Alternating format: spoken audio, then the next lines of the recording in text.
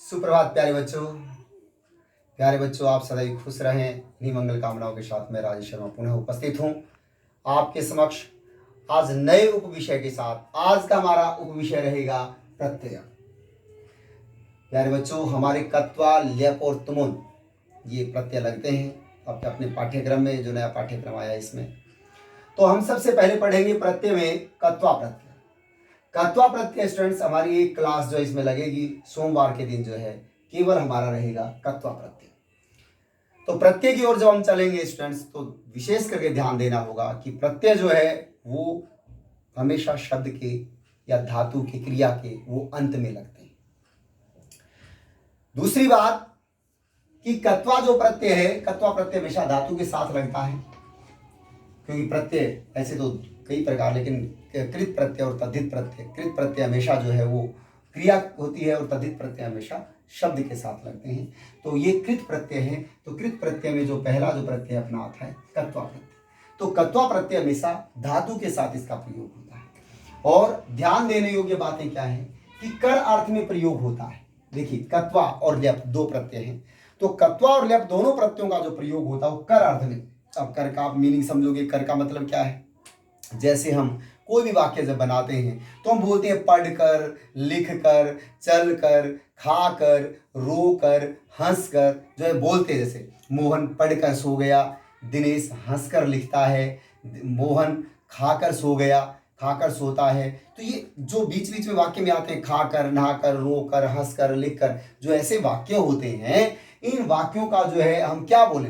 अब जैसे रामः पढ़कर सो गया, रामः पठित्वा शयनम करोति, यह स्वपीति, सो गया। राम लिखकर बोलता है, तो रामः लिखित्वा वदति, लिखित्वा वदति। अब राम बोलकर पढ़ता है, रामः उदित्वा पठति, राम बोलकर पढ़ता है। तो अभिप्राय ये है कि कर अर्थ में इनका प्रयोग होता है। अब आपको मैंने दो बातें बताई कि एक तो ल्यप प्रत्यय और कत्वा प्रत्यय, दोनों का प्रयोग कर अर्थ में होता है। फिर इसमें अंतर कैसे करें।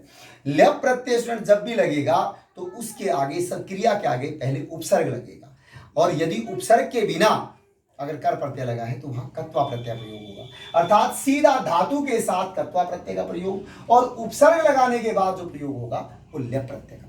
जब हम ल्यप प्रत्यय करवाएंगे तब आपको और अच्छे से बताएंगे। अब कत्वा प्रत्यय का प्रयोग होता है। कत्वा प्रत्यय का अर्थ कर अर्थ में इसका प्रयोग होता है। मैंने बता दिया कर कैसे, और ये हमेशा इसका धातु के साथ प्रयोग होता है। और प्रत्यांश शब्द अव्यय होते हैं। ध्यान दें स्टूडेंट्स,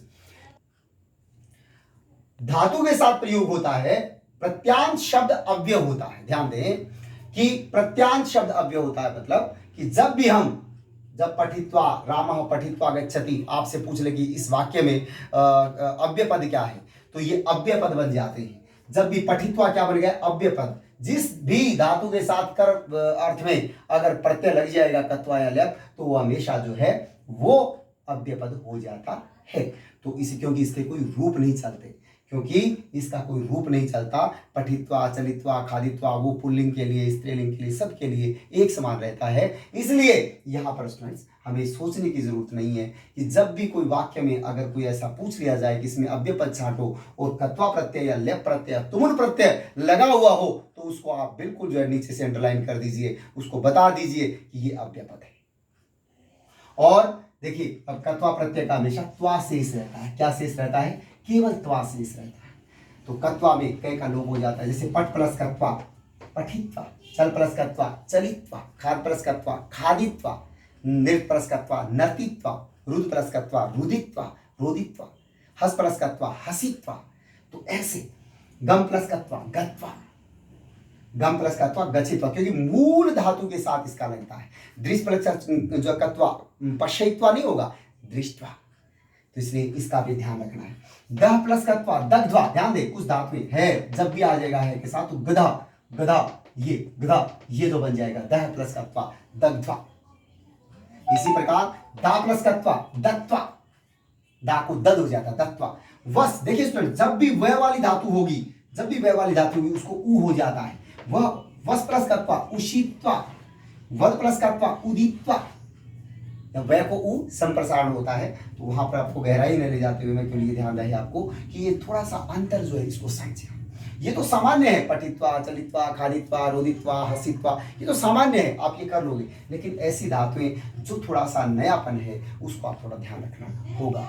तो प्यारे बच्चों, यहाँ पर कत्वा प्रत्यय ही समाप्त होता है। फिर मिलते हैं एक नए उपविषय के साथ। अगला जो प्रत्यय होगा अपना ल्यप प्रत्यय होगा, और इसके जितने भी उदाहरण आपकी कॉपी में है, बुक में है, आप उनको देखिएगा, उनको समझिएगा, और फिर भी यदि कोई नहीं आता तो मेरे से संपर्क कीजिएगा। तब तक अपनी वाणी को विराम देता हूँ। धन्यवाद। ओम शांति।